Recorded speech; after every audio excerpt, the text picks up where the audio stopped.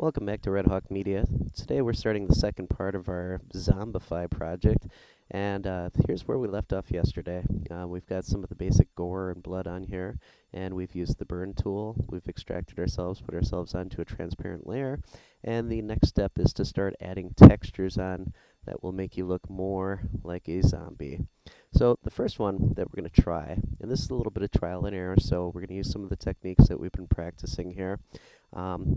Went on to Google Images, and I've got some different paint peeling effects that I want to bring up. Trick here is make sure that you don't grab the thumbnail, grab the full-size image, and once you get your image, go ahead and drag it right into Photoshop here. Now you can see this one's pretty small compared to my pic, but I'm going to be able to use this on possibly part of my face here. So I'm going to go ahead and transform this. I'm going to stretch it out so it covers most of my face here. Okay, hit enter, approve the changes. And now what I'm going to do is use that displacement layer feature. So I can go up to filter, distort, and displace. And this goes back to the part 1 of the Zombify project. We created the displacement layer, and that's just our basic PSD. And I go ahead and open that up. Now what that's going to do is it's going to wrap the text or the texture around your displacement layer. Oh, you get a little bit of a curvature there.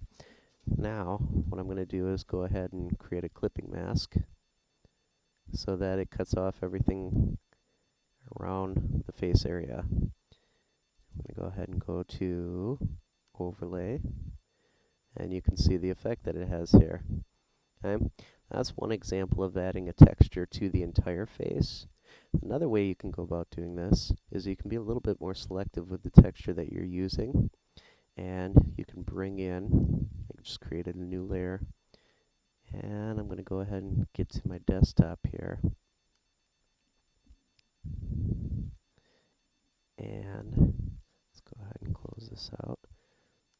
Bring up some paint peeling here.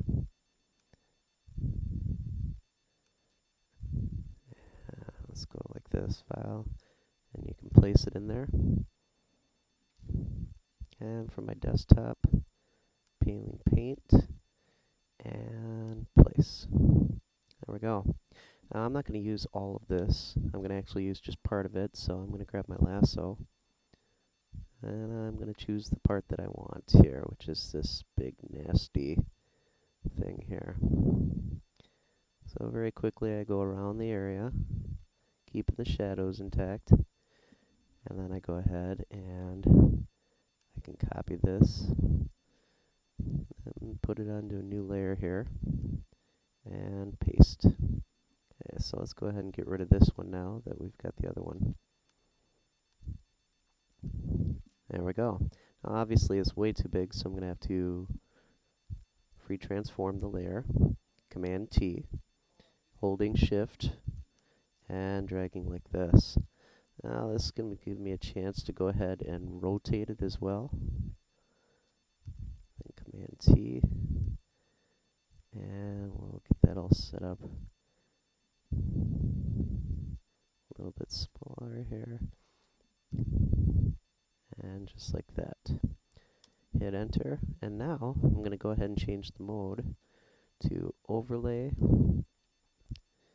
and I can try some of the different modes to see how it looks here. Soft light, that blends in a little bit better with the skin. The texture's still there. We're going to bring that back out with the burn tool here. First, what I'm going to do is, before I get too far along here, you can see that I've basically got a flat image sitting on a curved cheek. So I'm going to go ahead and free transform this again. This time I'm going to go into the 3D transform options, and I'm going to start to bend this so that it actually fits the contours of the cheek that it's on.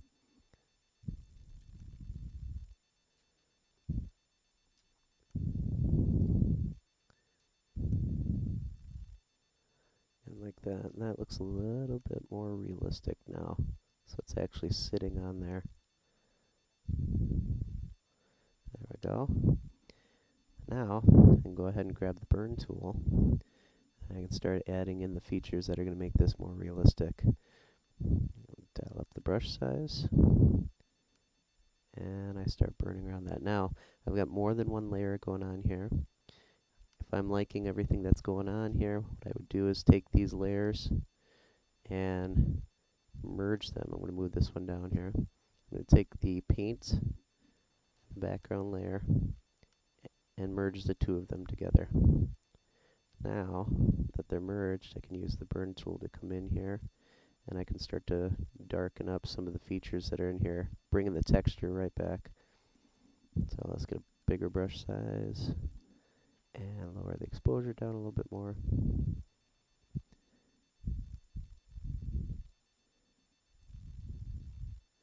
And just paint over that to bring it in. Now, same process that we did before. We're going to go ahead, add a new layer on, and we're going to start to add some of the blood in here. So we grab a paintbrush, got our dark red, smaller brush size, a little bit lighter flow than last time, and start to paint this stuff in here, wherever you think blood would be showing through here. Create that as a soft light. Then we go ahead, merge those layers again. And now I go ahead and burn that. And you keep going through this process here until you get the desired effect that you're looking for here. Burning it's a huge thing to go ahead and make it look more realistic. You keep going through that, adding your different textures on. If I keep the full face texture with my clipping mask, okay, and then I start to use the burn tool on here by merging it. Just these two layers. Now if I start to use the burn tool in here around the edges of things,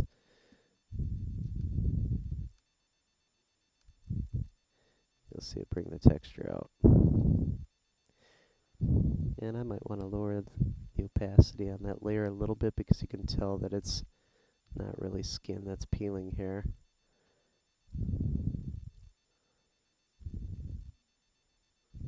But burn over these, get it as gruesome as you want.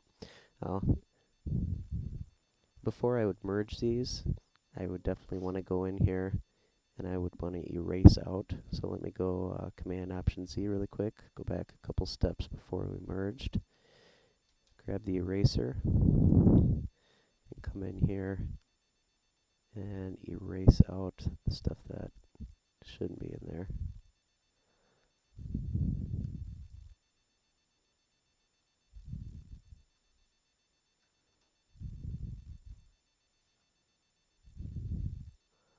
Like so. Same thing for the teeth. Erase around that area. Get everything transformed the way that you want here before you merge them together, because once you merge them, it's hard. You can't undo it unless you Command Option Z backwards here. So there we go. It's looking a little bit better. Okay. And that's where we're going to end our second part today. Thank you for joining us again. Stay tuned for the third episode, which will wrap up our Zombify project. And we'll see you again.